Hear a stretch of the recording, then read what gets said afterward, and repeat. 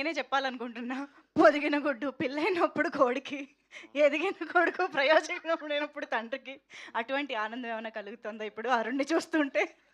వాడు ఆల్రెడీ చాలా పెద్ద ఆర్టిస్ట్ అండి. Of course. But 35 is 35 so ముందు సో కూడా పెద్ద ఆర్టిస్టే. బ్యూటిఫుల్ మాకు. Drama juniors yes. Runner up అనుకుంటా. ఏరా అంతేనా? సరిపోయిందా? So yeah! ధీరజ్ గారికి and the whole team of summer holidays all the best. And yeah!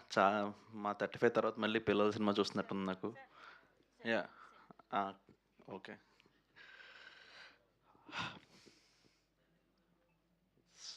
చాలా చెప్పాలి ధీరజ్ గారి కోసం. ఆయన ఫస్ట్ ఈ సమ్మర్ హాలిడేస్ ఇలా కథ చేస్తున్నామని నాకు చెప్పినప్పుడు హీ ఎగ్జాంపుల్డ్ మై ఫిల్మ్ 35 తర్వాత ఇంకా కాన్ఫిడెన్స్ వచ్చిందంటే చాలా హ్యాపీ ఫీల్ అయ్యాను నేను యాక్చువల్లీ.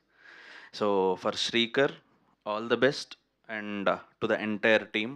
కిట్టు చాలా బాగా రాస్తాడు పాటలు. So I'm very confident about the lyrics and everything. And కష్టం అండి మాట్లాడడం. ముఖ్యంగా రోహన్ అనే వ్యక్తి మాట్లాడాక చాలా చాలా కష్టం.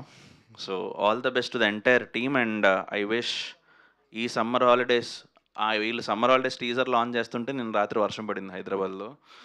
సో సో ఈ సమ్మర్ హాలిడేస్ మీకు థియేటర్లో చాలా చల్లగా ఉంటుంది. Come watch it. అండ్ నాకు తెలిసి మీ చిన్నతనం గుర్తొస్తుంది. And at the same time మీ పిల్లలు చేస్తున్న అల్లరి కూడా తెర మీద కనిపిస్తున్నప్పుడు కొంచెం ఆనందంగా అనిపిస్తుంది. అందరు రండి. And we promise a memorable film. Thank you అండి. Thank you. Summer holidays. So summer హాలిడేస్లో మేము మా పెద్దమాయ వాళ్ళ ఇంటికి వెళ్ళామండి. వెళ్ళేవాళ్ళం ప్రతి సంవత్సరం నర్సీపట్నంలో. సో కజిన్స్ అందరూ గ్యాదర్ అవ్వడం, జాంకాయలు తినడం అంతే. And cricket. అక్కడ నాకు 2 ఇష్టమైన విషయాలు, ఒకటి క్రికెట్, ఇంకోటి మామిడి పండు. 2 ఉన్నాయి ఈ సినిమాలో. అన్నీ ఉంటాయి ఇంకా సినిమాలో. Thank you so much Nandakishore గారు.